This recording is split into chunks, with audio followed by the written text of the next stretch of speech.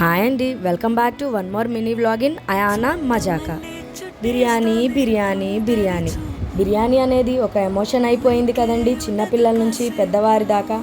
అందుకే మేము ముందుకు వచ్చేసాం బిర్యానీతో.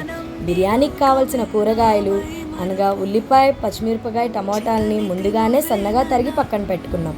ఆ తర్వాత స్టవ్ మీద ఒక చిన్న సైజ్ దబరా పెట్టుకొని 3 టేబుల్ స్పూన్ ఆఫ్ నెయ్యి వేసి 2 టేబుల్ స్పూన్ ఆఫ్ ఆయిల్ వేసుకొని చెక్క, లవంగా, యాలుక, ఉల్లిపాయ, పచ్చిమిరపకాయ, పలావాకు, అలానే పలావుకి కావాల్సిన కొన్ని దినుసుల పేర్లు నాకు తెలియవండి, కొంచెం కొత్తిమీర, పుదీనా వేసుకొని బాగా ఫ్రై చేసుకొని ఆ తర్వాత కొంచెం టమోటా వేసుకొని బాగా నూనె పైకి తేలేదాకా మగ్గించుకున్నాం.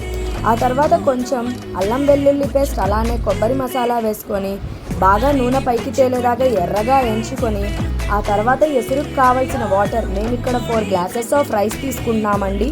దానికి కావాల్సిన వాటర్ 7.5 గ్లాసెస్ ఆఫ్ వాటర్ని పోసుకొని అందులో సాల్ట్ వేసుకొని నీళ్లు బాగా పైకి తెరలేదాకా మగ్గించాము.